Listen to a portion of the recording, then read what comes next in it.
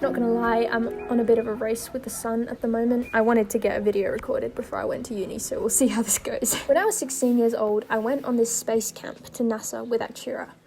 I would comfortably put this trip in the top 5 of my cool things I've done list. It was on this trip I really developed my interest in space and exploration. More importantly, it was on this trip I gained insight into the possibilities of our future.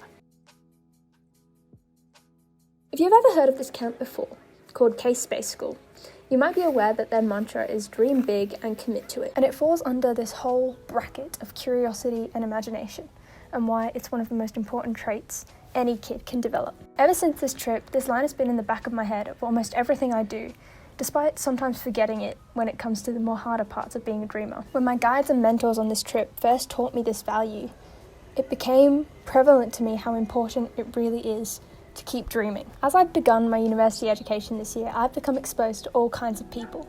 The skepticals, the pessimists, the people who are just there to get a degree by their name. I've also come across dreamers, people with crazy ambition who've probably been laughed at several times on how optimistic their worldview is. School, and I'm going to be blunt here, does not teach you how to be creative. School offers you rules and textbooks and guidelines, and I'm not saying rules are often bad. In fact, they're often very necessary, especially when you're in a situation where you might be damaging certain things if you don't follow the rules.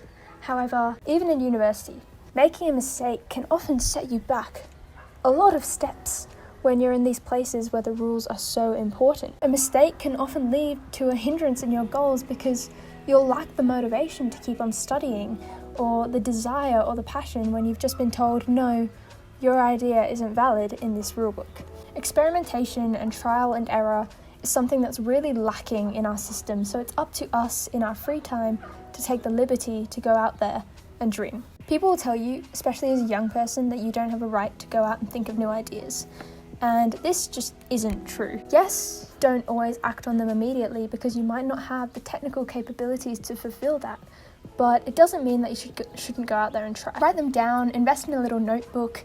Yes, we can't go to labs and try all these new configurations, but we can definitely use our voice to encourage that kind of learning through mistakes and learning through dreaming.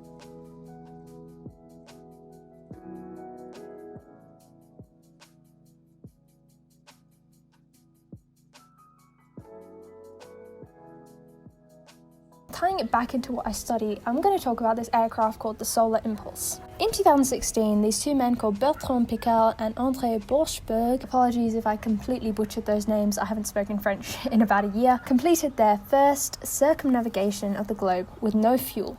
Well, no traditional fuel.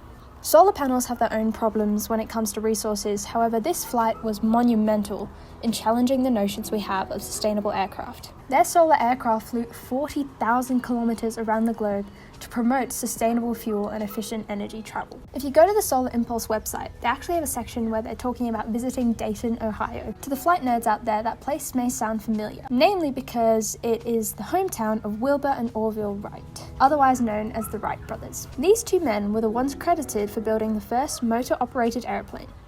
And in this section of the website, they say the following. This flight reunited explorers who defied the impossible to give the world hope, audacious men who believed in their dream enough to make it a reality.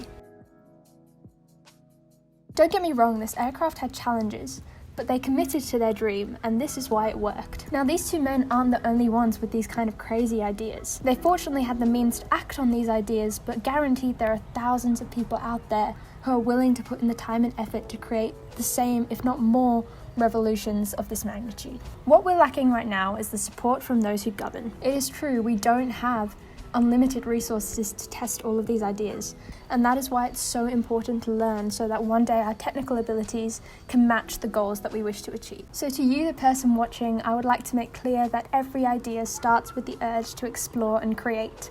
And to any children who are wanting to be astronauts, who want to cure cancer, don't stop believing. And to all the adults who will tell you to maybe try and pursue accounting instead, don't lose sight of what your original dream is, because what we need in this world are people who are willing to commit to their dreams.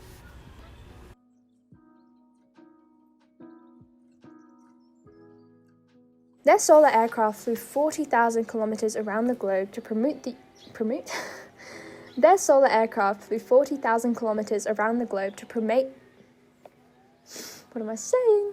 I think I'm done.